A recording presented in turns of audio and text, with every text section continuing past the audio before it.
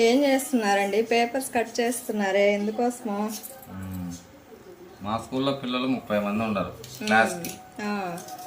అందుకని 30 మందికి నోట్స్లు ఏ రకం కావాలి సార్ అని చెప్తే రాసే పని ఉండదని చెప్పి నేను ఇలా కటింగ్స్ తీసుకున్నా.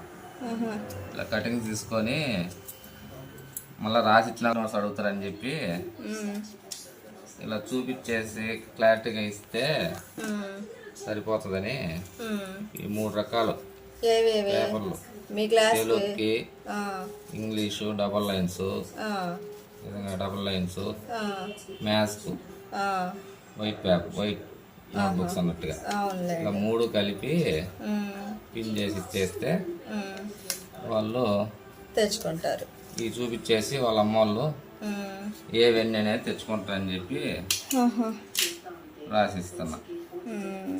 ఏదో ప్లాన్ బాగుంది. పాపం కొంతమందికి తెలియదు కదా ఎట్లా ఏమని, అలాంటి వాళ్ళకి ఇది బాగా పనికొస్తుంది. అవన్నీ ప్రిపేర్ చేసేసారు. అయితే ఈ విధంగా పిన్ చేసి ఈ విధంగా రాసిస్తే తెలుగు, ఇంగ్లీష్కి, మ్యాథ్స్, ఈవీఎస్ అన్నట్టుగా అది వాళ్ళు చూపించేసి షాప్ వాళ్ళకి తెచ్చుకుంటారు. ఈజీగా ఉంటుందని నేను ఇది చేసుకుంటాను. సరే సరే, నైస్ ఐడియా అబ్బా, చాలా మందికి ఉపయోగపడుతుంది. థ్యాంక్ యూ అండి. Okay, thank you.